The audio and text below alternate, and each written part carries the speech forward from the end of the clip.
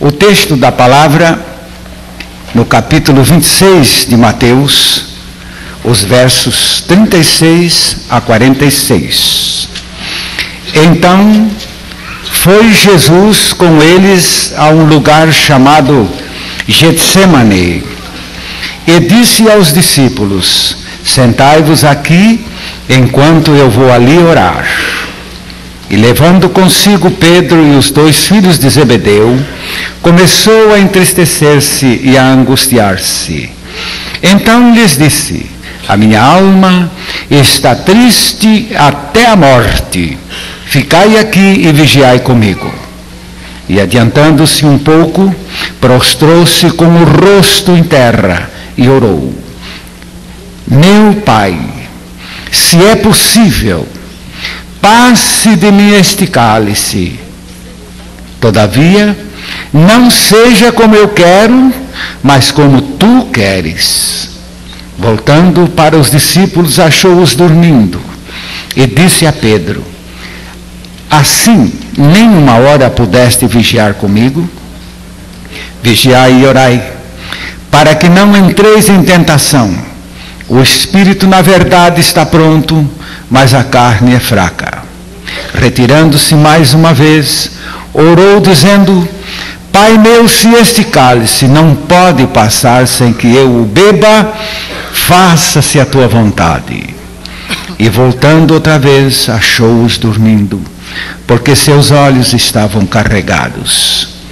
Deixando-os novamente, foi orar terceira vez, repetindo as mesmas palavras.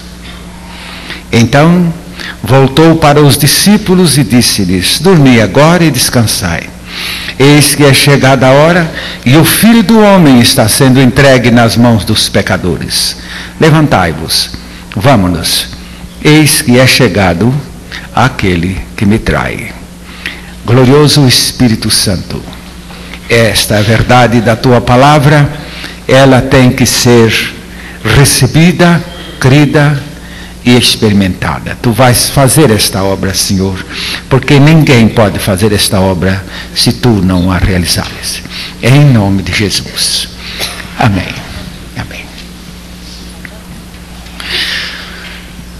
A morte, esta de que vamos falar nesta noite, é imprescindível. Tão imprescindível que Deus, o nosso Pai, não encontrou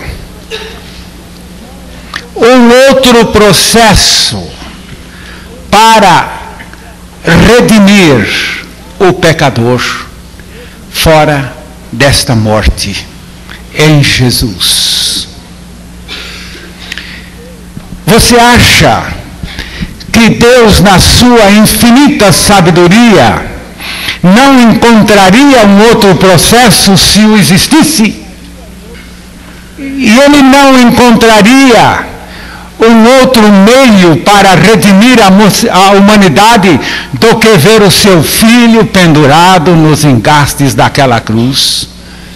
Ele procuraria um outro processo. Deus seria cruel se houvesse um outro processo e ele insistisse na morte do seu filho. E agora nós temos o Senhor Jesus no Getsemane manifestando a sua convulsão sentimental, convulsão humana, porque ele, embora tendo em seu corpo toda a plenitude da divindade, era o ser humano, é Deus encarnado.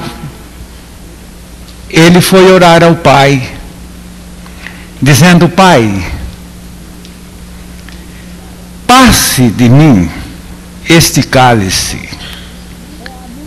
Esta é a minha reação pessoal.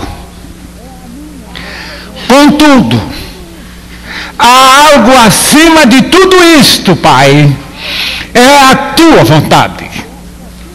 Eu sei que esta tua vontade é mais importante do que todas as minhas reações. E por que é a vontade do Pai? Não é uma vontade cruel esta vontade do Pai. Acabamos de dizer agora mesmo que se Deus tivesse um outro processo, Ele teria evitado a crucificação do seu Filho. E agora você vai ver de onde surgiu esta vontade do Pai em colocar o seu Filho naquela cruz. Começando em 1 Timóteo, capítulo 2, os versos 3 e 4. De onde surgiu esta vontade em Deus? Não partiu, por exemplo, do fundo de um Deus cruel, de um Deus malvado, que não preza ao menos o seu próprio filho? Não, examine direito. Porque isto é bom e agradável diante de Deus, nosso Salvador, que quer que todos os homens se salvem e venham ao conhecimento da verdade. Mas em que consistia então esta vontade do Pai de pôr o seu Filho ali naquela cruz? Era uma vontade, meus irmãos, meus amigos, você escute bem agora, era uma vontade de te salvar, era a vontade de me salvar, é a vontade de nos salvar.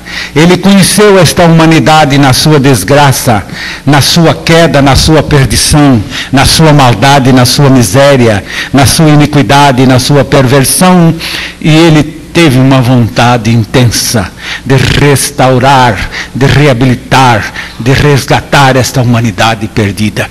E por esta vontade expressa, Ele teve a essa altura que expressá-la exatamente onde foi necessário, inclusive no sacrifício do seu Filho. Ezequiel, capítulo 18. Nós temos aqui o verso 23, que nos fala desta posição de Deus com relação à perdição do ímpio. Desejaria eu, de qualquer maneira, a morte do ímpio? Diz o Senhor Jeová. Não desejo antes que se converta dos seus caminhos e viva? E o verso 32 também. Porque não tomo prazer na morte do que morre, diz o Senhor Jeová. Convertei-vos, pois, e vivei. Morre o ímpio, a sua esposa chora, os seus filhos choram, os seus amigos choram, mas há mais alguém chorando ali em volta dele, disse esse texto da palavra de Deus. É Deus chorando, é Deus chorando, porque enquanto os seus queridos perderam o seu chefe, Deus perdeu mais uma vida, perdeu mais uma alma, e Ele não encara isto com indiferença. Por isto a sua vontade está expressa nesta salvação da humanidade. 1 Timóteo 4, versículo 10, continua expressando esta vontade divina que foi tão forte ao ponto de suportar o seu próprio filho pregado naquela cruz. Porque para isto trabalhamos e lutamos, pois esperamos no Deus vivo, que é o Salvador de todos os homens, principalmente dos fiéis. Esse Deus maravilhoso, em quem esperamos e esperamos agora. E você vai notar no capítulo 9 de Hebreus, capítulo 10 de Hebreus, versículo 7, onde está falando desta vontade outra vez, e para onde ela foi se juntar com a sua ação e foi transformar isto naquela obra da cruz. Então disse: eis aqui venho, no princípio do livro está escrito de mim, para fazer, ó Deus, a tua vontade. Agora os versos 9 e 10. Então disse: eis aqui venho para fazer, ó Deus, a tua vontade. Tira o primeiro para estabelecer o segundo, na qual vontade temos sido santificados pela obração do corpo de Jesus Cristo, feita uma vez. A palavra obração é a palavra oferta. Jesus entregou o seu corpo no altar da cruz para satisfazer a vontade do Pai, que se baseava não em mero capricho. Quantas vezes um pai diz: meu filho, não saia. Por que você não quer que saia? Porque eu não quero. Mas não há razão para isto. Agora Deus expressa a sua vontade. Eu quero que você vá para aquela cruz. Mas por que o Senhor quer que eu me ofereça ali naquela cruz? Eu quero porque a minha vontade é salvar o pecador. E eu não tenho outro processo, não existe outro para fazer isto.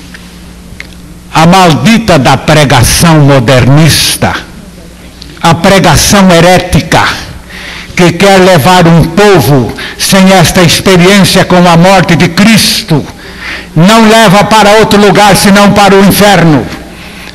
Porque Deus não teve outro recurso para salvar o homem fora da oblação, da oferta do corpo de Cristo em sacrifício ali naquela cruz. Se você o despreza, você está perdendo a sua alma. Não está perdendo muito, não. Está perdendo tudo. E aqui, morte ali naquela cruz, onde o Senhor Jesus Cristo nos levou a ser crucificados com Ele. Ele sabia, lá no texto de Lucas, capítulo 18, os versículos 31 a 34, Jesus sabia que o momento certo ele teria de se entregar. Alguns momentos quiseram prendê-lo, mas ali ele não se rendeu, ele se afastou. Mas quando chegou a hora certa, ele se entregou. Vamos ler esse texto. Quando Jesus previa e anunciava e prenunciava que ele ia enfrentar essa cruz. E tomando consigo os 12, disse-lhes: eis que subimos a Jerusalém, e se cumprirá no Filho do Homem tudo o que pelos profetas foi escrito. Pois há de ser entregue às gentes, e escarnecido, injuriado e cuspido. E havendo-o açoitado, o matarão. E ao terceiro dia ressuscitará. E eles nada disso entendiam, e esta palavra lhes era encoberta, não percebendo o que se lhes dizia. Esse último verso parece que continua acontecendo. Há tanta gente ouvindo falar, tanto desta morte de Cristo como de nossa morte com Cristo, e não entendem, não entendem, não entendem. Parece que são invulneráveis, mas na ignorância. Que tristeza, que tristeza. Eles também não entendiam isto. Chegaram ao ponto de um deles se levantar e exortar Jesus, dizendo que se afastasse deste plano de sua morte naquela cruz. Enquanto Jesus chamou a Pedro de Satanás ali naquela hora, continuamos afirmando que é Satanás que está obstruindo as mentes para não entenderem a sua experiência com aquela obra tremenda da oferta do corpo de Cristo na cruz. E agora, aquela morte em Cristo foi para que morrêssemos também. Quem precisava morrer? Quem precisava morrer? Você agora vai acompanhar isto. Deus tinha certeza absoluta que o seu filho não precisava morrer. Porque a alma que pecar, essa morrerá. Ele sabia perfeitamente que o seu filho nunca pecou, nunca peca e nunca pecará. Mas o seu filho teve que morrer uma morte que não era dele, era a minha morte. Feliz momento quando eu vi que aquela morte não era de Cristo, era minha. Isso transformou a minha vida. Não foi apenas mais um pensamento evangélico que eu arranjei, não, senhores. Foi algo que trouxe para mim uma tremenda transformação. O dia que eu disse: Jesus, aquela morte na cruz do Calvário, embora realmente o Senhor a sofreu, mas ela é perfeitamente minha. Jesus, eu morri, aquela morte é minha. Isso me transformou. E sabe o que mais? Eu tenho visto uma multidão sendo transformada com esta mesma experiência. Não foi quando você aceitou a sua morte na cruz com Cristo que Ele transformou? Se foi, você levante a sua mão para corroborar esse testemunho. Se não foi, você deixa para lá. Aqui foi, e aqui também, e ali também, e lá também, e acolá também. Lá atrás está lá o pastor Beniro Morrói. Oh, que coisa maravilhosa esta morte com Cristo, que trouxe para mim um verdadeiro descanso. Irmão Benedito Jaime, outro dia tomou a palavra e disse: meus irmãos, eu não tenho costume de falar em público, mas uma coisa que eu não suporto mais é dizer, porque eu vivi uma vida de uma santidade que eu não sei nem como me acusar, nem eu mesmo me acusava. Eu vivi uma vida correta, mas perdi os meus filhos e dentro da igreja nunca encontrei satisfação nenhuma. Mas agora, quando aceitei a minha morte com Cristo, eu vi quanto a minha justiça estava me levando para o inferno. E assim, esta nossa morte em Cristo é a encruzilhada mesmo que muda o nosso rumo. É uma encruzilhada. É na cruz a coisa. Então morremos, em primeiro lugar, para a lei. A lei. No capítulo 6 de Romanos, verso 23, nós encontramos que a consequência do pecado tem que ser uma só, em toda circunstância.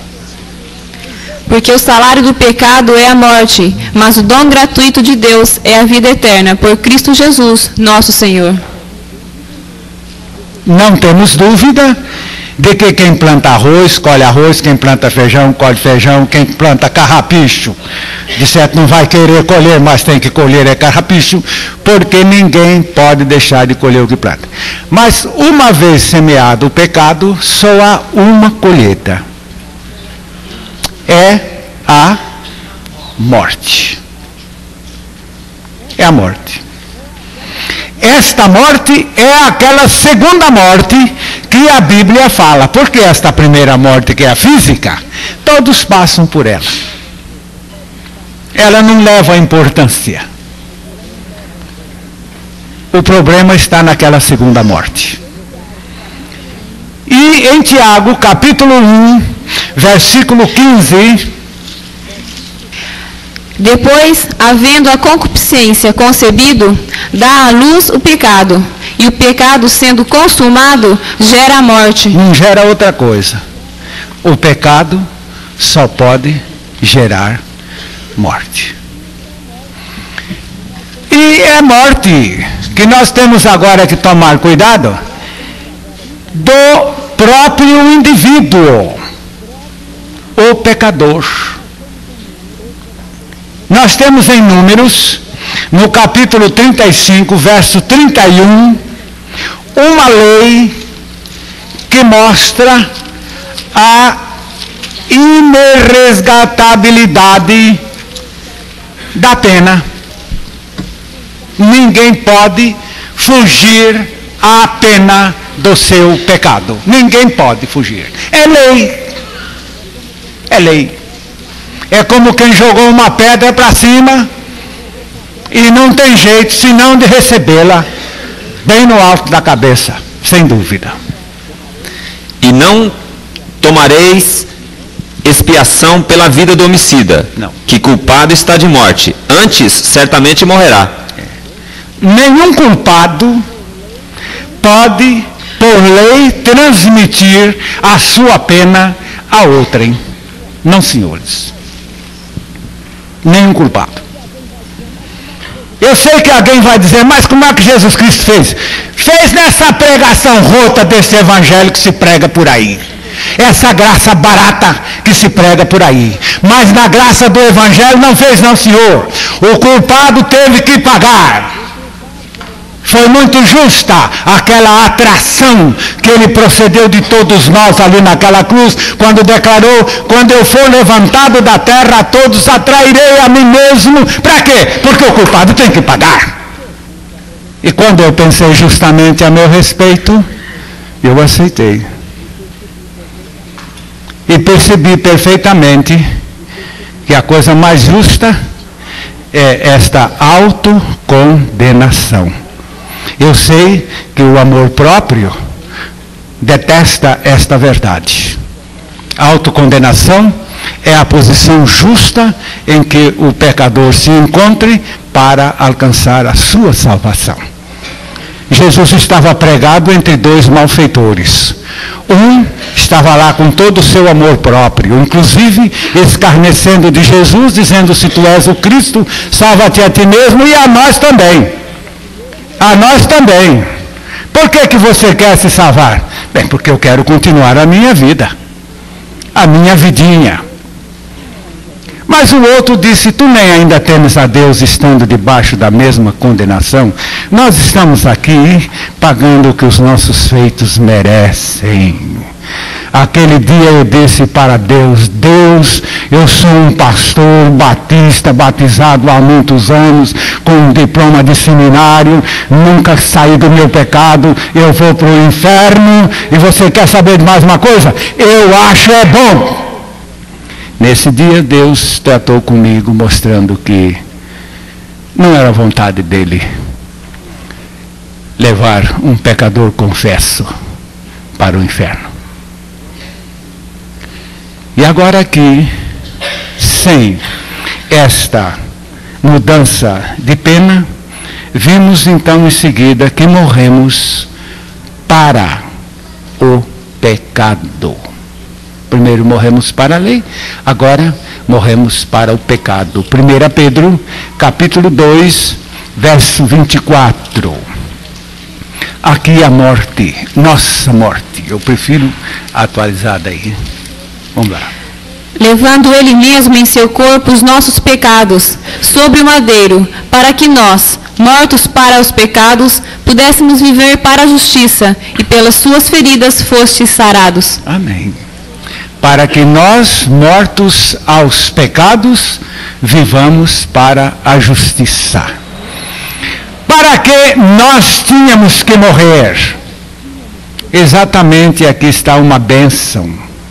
Ali naquele lado, uma bênção porque cumprimos a lei. Aqui deste lado, a outra bênção, porque morremos para o pecado. E morrer para o pecado é a verdadeira conversão. Uma pessoa, quando muda de opinião sobre o pecado, não está se convertendo.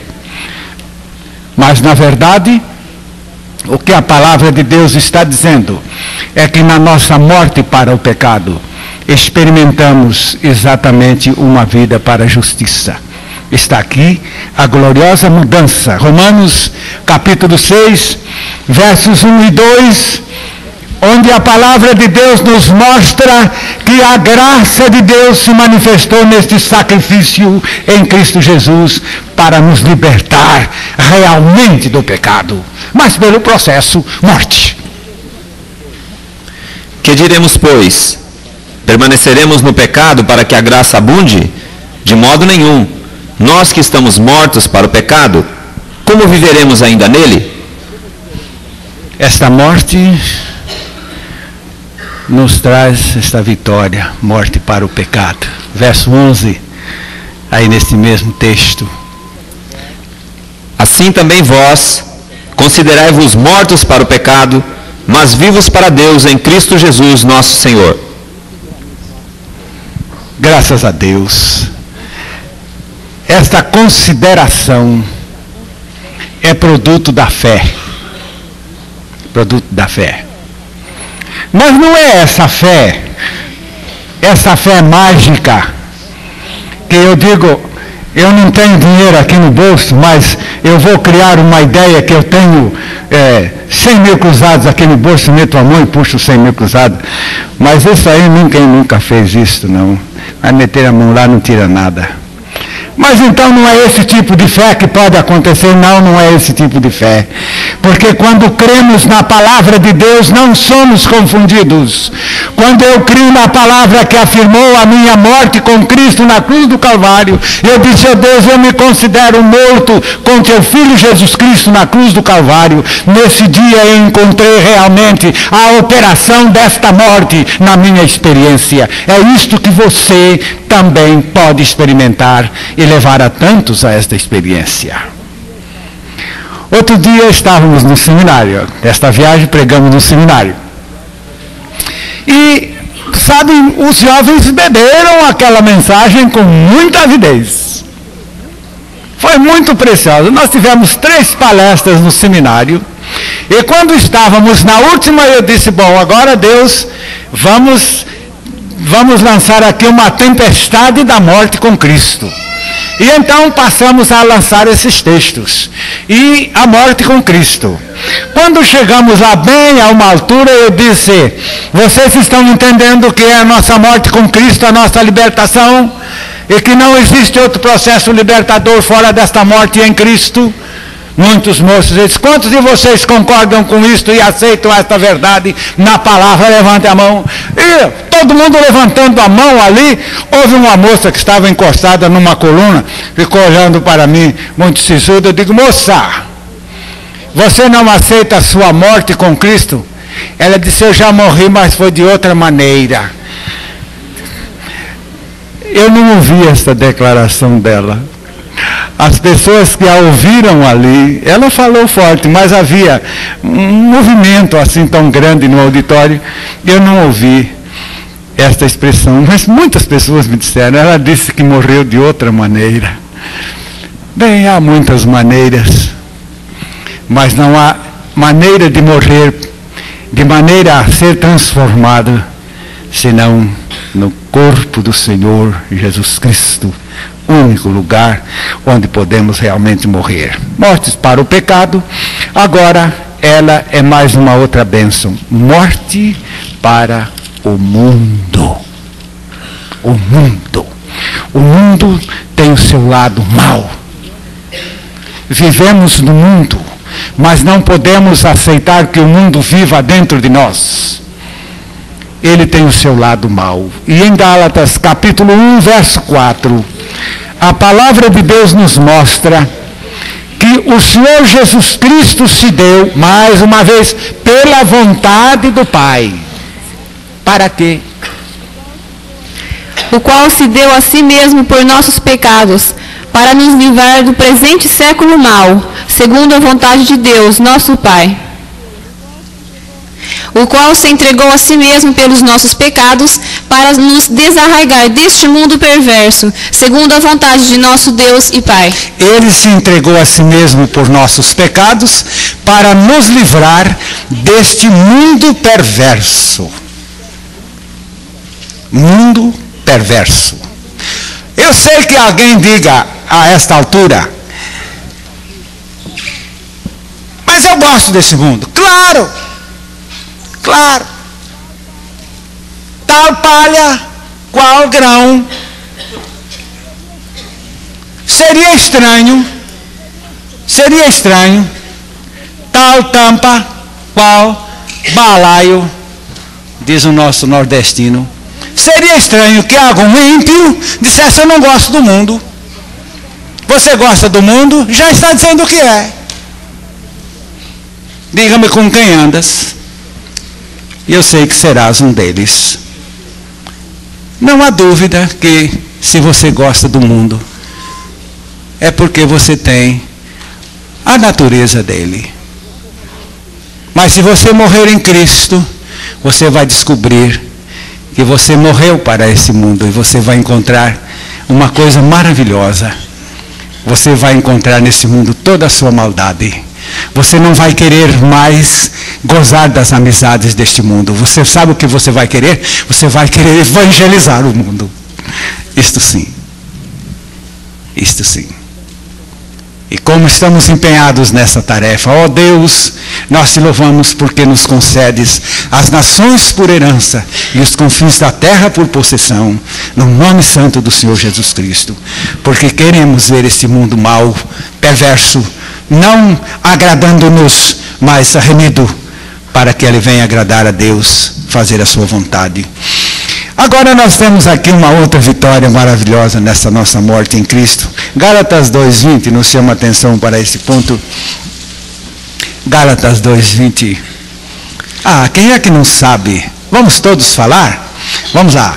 Já estou crucificado com Cristo, e vivo, não mais eu, mas Cristo vive em mim.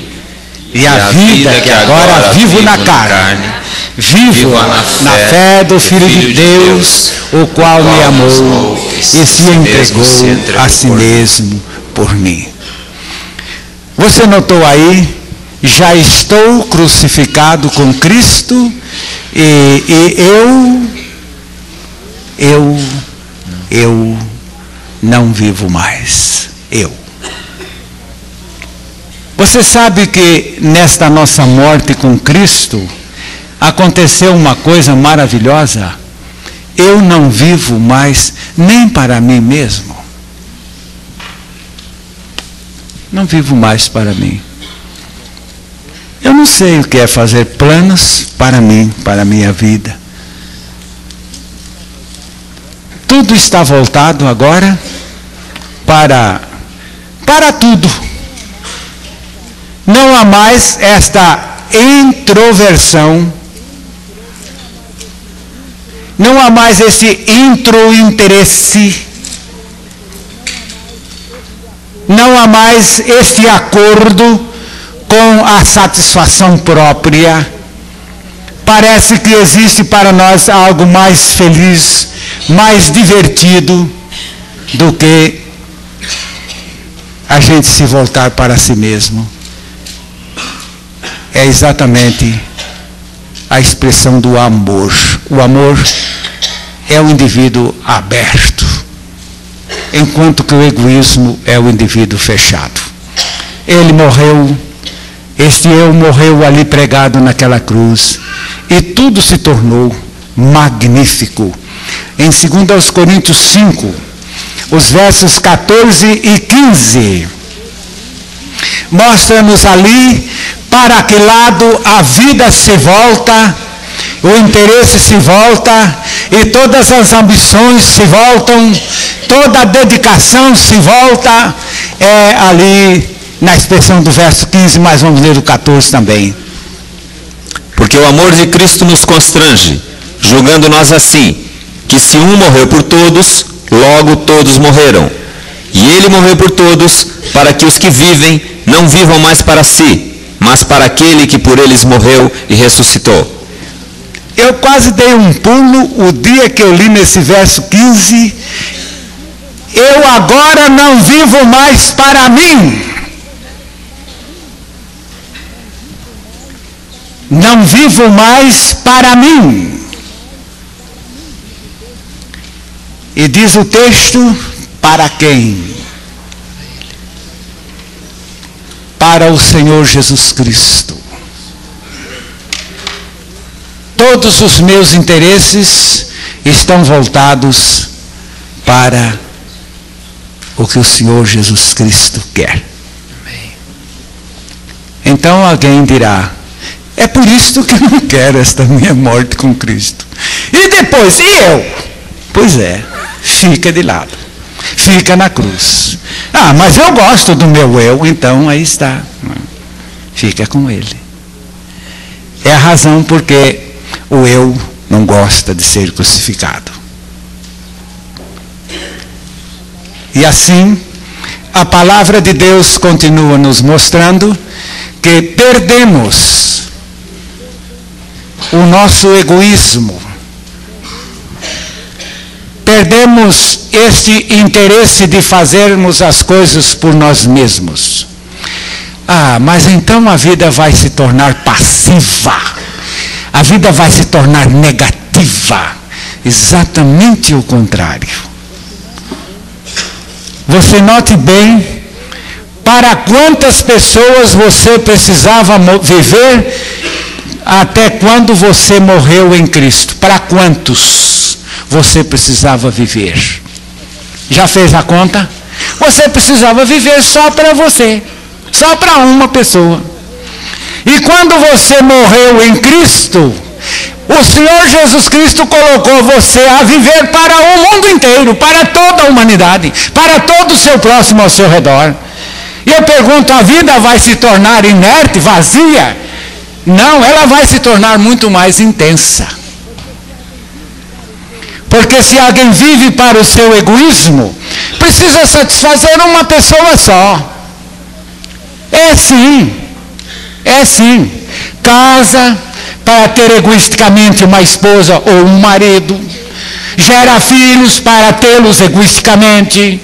Eu me lembro de um velho pai que veio à beira do caixão mortuário do seu filho, já moço, morreu num desastre. Pois é, a gente cria filhos na esperança de que eles, uma vez criados, venham servir de amparo para nós os velhos. Olha, agora Deus nos frustra este plano. Eu fiquei pensando, velho egoísta, nem por amor criou seus próprios filhos. E assim, a palavra de Deus nos chama a atenção que temos uma vida muito mais intensa e extensa quando morremos em Cristo. Não ficamos defuntos, não. Morremos para uma vida diferente daquela do egoísmo. É a vida para a glória de Deus e para todos aqueles que nos rodeiam. Como é bom. Eu fiquei bem mais rico depois que eu morri com Cristo. Mas eu descobri também que não seguro nada. Que maravilha, que coisa boa, que bênção. E quero mais, não para mim. Eu ainda disse isso para minha esposa. Você está pensando que eu quero apagar a luz aí, desnecessária, porque eu quero ficar rico? Não, eu quero guardar esse dinheiro para dar a outros. Eu quero gastar esse dinheiro com a obra em favor de outros. É a ambição de amar. Eu não sei se a palavra ambição de amar parece uma contradição, ambição de amar. Mas eu acho que é certo. Acho que está certo. É muito preciosa esta decisão que a cruz nos leva, porque morremos para nós e passamos a viver unicamente para Ele, para a sua glória, para tudo quanto Ele determinar. Agora, uma outra coisa que eu queria chamar a sua atenção é que Ele nos fez morrer. Veja mais uma outra coisa. A fim de pertencermos a Cristo. Pertencermos a Cristo. Mas todo mundo é de Cristo. Esse é o seu engano. Isso é o que o diabo lhe ensinou. Você não é de Cristo. Eu vou lhe mostrar aqui na Bíblia o que Deus fez comigo e Ele faz com você. Em 1 João 3,8... Quem comete o pecado é do diabo, porque o diabo peca desde o princípio. Para isto o Filho de Deus se manifestou, para desfazer as obras do diabo. Não adianta. Até com a polícia a gente é assim, né? Você encontra a polícia aí, a polícia quer acertar alguma coisa com você, então diz, de onde você vem, para onde você vai? Bem, eu sou uma pessoa boa, etc., nós não estamos acreditando nada disso. Onde estão seus documentos que marcam exatamente o que você é? Então é possível que um documento possa nos recomendar. Mas aqui Deus ainda está dizendo, você quer ser de Deus quando os seus documentos provam que você é do diabo. Ele aponta o seu montão de pecados aí dentro da sua vida. Ele aponta mais uma coisa: a sua natureza perversa, a sua natureza egoística, a sua natureza depravada, a sua natureza corrupta, a sua natureza iníqua. E ele está dizendo isso aí. somente é marca de que você é de outro proprietário. Que adianta eu dizer, eu sou de Deus, eu sou de Deus, eu sou de Deus. E alguém olha aí, ó, a marca P aí. Marca P. Ué, não é D, não é P. Pecado. A marca está dizendo. Eu me recordo que uma vez nós paramos, semelhante àquela experiência com o Natal, aquela noite. Paramos uma noite e vimos um homem caído na estrada. E o irmão Fulgêncio, um homem muito ligeiro, saltou do carro e foi correndo lá, chegou lá, rolou o homem e já pegou aqui assim 1 litro de cachaça e levantou. Olha o documento dele aqui. Esse aqui não é nada, não é só rolar para lá e nós vamos passar com o carro. O documento já era 1 litro de cachaça. Não precisa nem saber quem é. De modo que a marca pecado na sua vida já mostra o seu documento.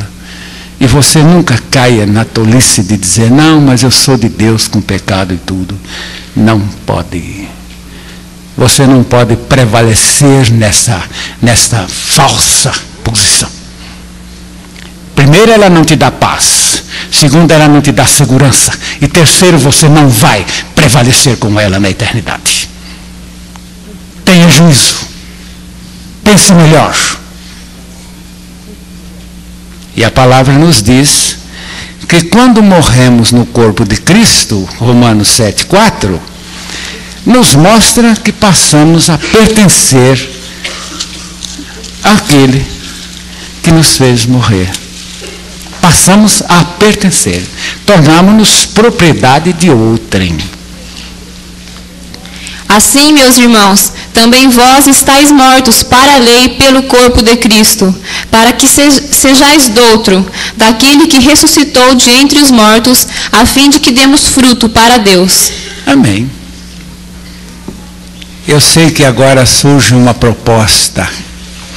Eu quero ser de Deus.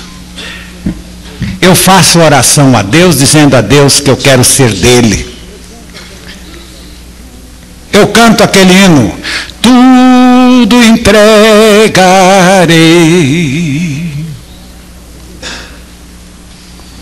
Você já morreu? Não, morrer não, eu quero ser de Deus, mas sem morte. Não dá. Não dá. Você quer arrombar a porta. Não dá. Olha para Levíticos 1:4. E daí em diante você vai descobrir uma coisa muito interessante.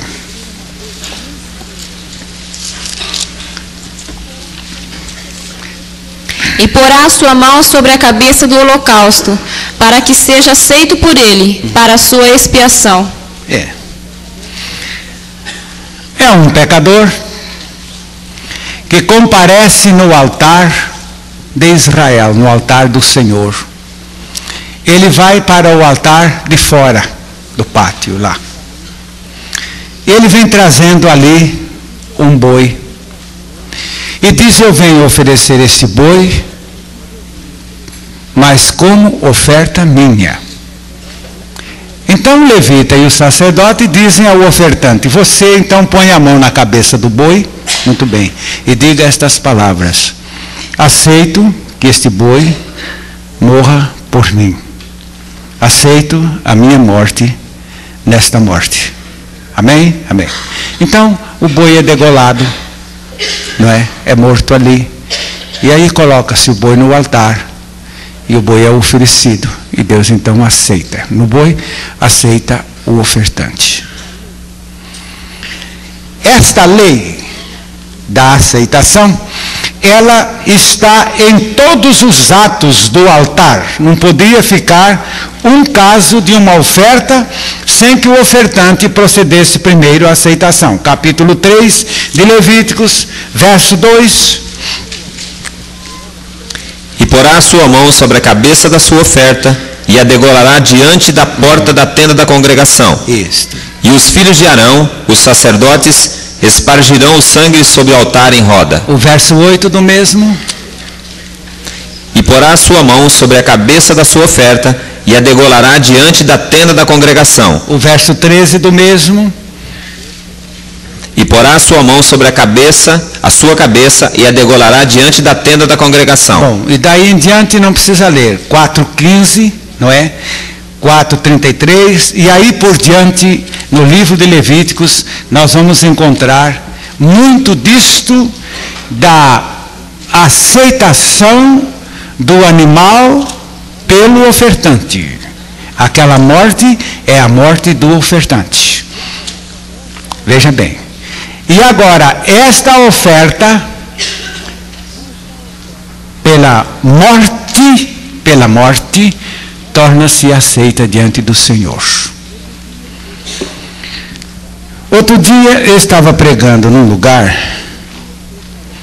e pensei o seguinte: aparece aí um homem lá de Dan, da tribo de Dan.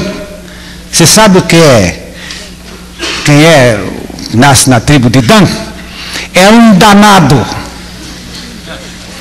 Ele pega um boi e vem oferecer para Deus. Mas o seu danado chega lá e diz ao sacerdote e ao levita: olha, eu não queria que matasse o boi, eu queria oferecer o boi vivo. O senhor não acha que dá? Não, mas aqui a lei é matar, se não morrer não pode se dedicar ao senhor. Não, mas eu queria dedicar o boi vivo mesmo e tal, não é? E depois ele chama mais uns padrinhos, mais uns políticos. Ah, mas o homem quer oferecer o boi vivo, deixa ele oferecer o boi vivo. Vamos concordar que ele ofereça o boi vivo. E o sacerdote: não, mas muito contragosto, né? Bem, o senhor então pode passar o boi para ele. E meus amados irmãos, o boi vai entrar para dentro do tabernáculo, cheio de cortina vermelha. Ai, meu pai, está armada a toreada aí, não é? Ah, está armada. E esse boi já vai entrar lá, já vai fazer uma birriça lá naquele tabernáculo, vai rasgar a cortina, vai virar a mesa por todos os lados, não é verdade? E não é assim que eles fazem dentro das igrejas quando entram vivos. Esses marruais que tornam as igrejas um verdadeiro campo de tolos. E eu estava falando nisso, um homem levantou a mão lá e disse: pastor, e as vacas também? Digo, elas também. Por que não? Por que não? A igreja, com seres que nunca morreram, ela está estragada. Se a igreja não for de pessoas renascidas, que morreram e nasceram de novo, ela não é a igreja de Deus. Ainda bem que são de Deus aqueles que estão renascidos dentro da igreja. E agora, vocês vão notar a palavra de Deus dizendo-nos mais uma coisa preciosa. Aqui em um texto bíblico que diz que quando morremos em Cristo, nós passamos a dar muito fruto. 1 Coríntios 15,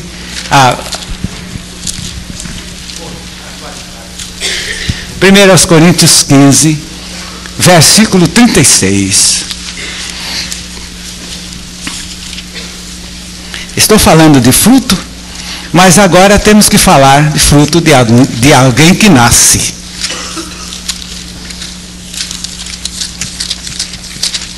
Primeiros Coríntios 15, 36. Insensatos, o que semeais não nasce, se primeiro não morrer. O que semeias não nasce, se primeiro não morrer. Você notou aqui? Não nasce. Não nasce se primeiro não morrer. Ah, eu nasci de novo. Nasceu? Como foi a sua morte? Quando foi a sua morte? Não, morte eu não tive, então nasceu coisa nenhuma. Coisa nenhuma. Porque não se nasce se primeiro não morrer. Agora, João 12, 24, chamando-nos a atenção que se morrer...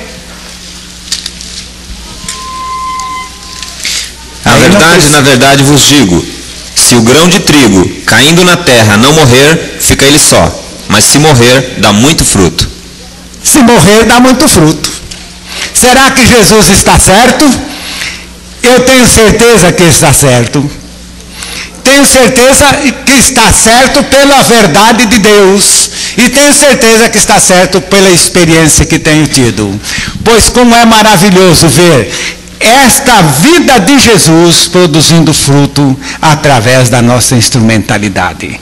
Não tem nada com trabalhador dedicado, não tem nada com trabalhador esforçado, com trabalhador denodado, com trabalhador sacrificial, não tem nada disso. Tem que esta maravilhosa bênção da nossa morte em Cristo nos torna instrumentos de fruto, ou seja, vidas frutíferas para a glória do Senhor.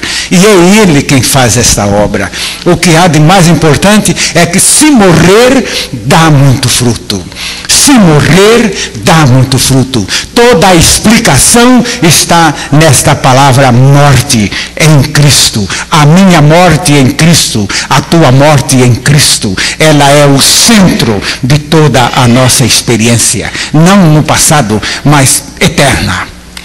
E finalmente, agora a palavra de Deus nos fala que a nossa morte em Cristo resulta na vida de Cristo em nós. Esta é a maior. A gente nunca deve deixar a maior no meio. A maior tem que ficar sempre lá no ponto mais alto. O que é isto? É que a nossa morte na cruz em Cristo resulta na vida de Cristo em nós. Colossenses, capítulo 3, versículos 3 e 4. Porque já estáis mortos, e a vossa vida está escondida com Cristo em Deus. Quando Cristo, que é a nossa vida, se manifestar, então também vós vos manifestareis com Ele em glória. A vida de Cristo em nós, depois de mortos. No verso 3, morremos. No verso 4, a sua vida toma conta do nosso ser. Cristo, que é a minha vida, se manifesta, e ela me manifesta com Ele em glória. É isto que Jesus Cristo faz de você que reconhece com toda certeza a sua morte com Cristo na cruz do Calvário. Há poucos dias, um irmão abriu a palavra de Deus num versículo lá de 2 Coríntios 5,14, que diz: um morreu por todos, logo todos morreram. Este irmão disse o seguinte: eu vi na palavra de Deus a minha morte. Eu vi na palavra de Deus a minha morte. E o que é que vai acontecer agora, pastor? Eu creio. Esta minha morte com Cristo. Se, meu irmão, se você viu na palavra de Deus e creu, viu ali a sua morte, você vai ver a sua morte em você. Só que você nunca verá propriamente a morte, porque você já vai encontrar o resultado dessa morte, que é a vida de Cristo em você. Esta é a maior bênção que temos na morte com Cristo. Eu não morri, mas Cristo vive em mim. Esta é a sua presunção. É mentira. A palavra de Deus diz que a vida de Cristo não pode se estabelecer em quem Ele não levou a morrer lá naquela cruz, porque duas vidas não podem ocupar a mesma personalidade. ele teve que tirar a nossa para estabelecer a dele. Isto não é só lei física, é também lei judicial e é lei de todas as espécies. Nós encontramos aqui que ninguém pode ter duas vidas. A sua vida pecaminosa e a vida de Cristo. Precisa morrer, porque Cristo morreu e nos fez morrer nele. Glória a Jesus, porque nos fez morrer nele, a fim de pôr em nós este mundo de bênçãos e, acima de todas, a sua vida. Glória a Jesus, portanto.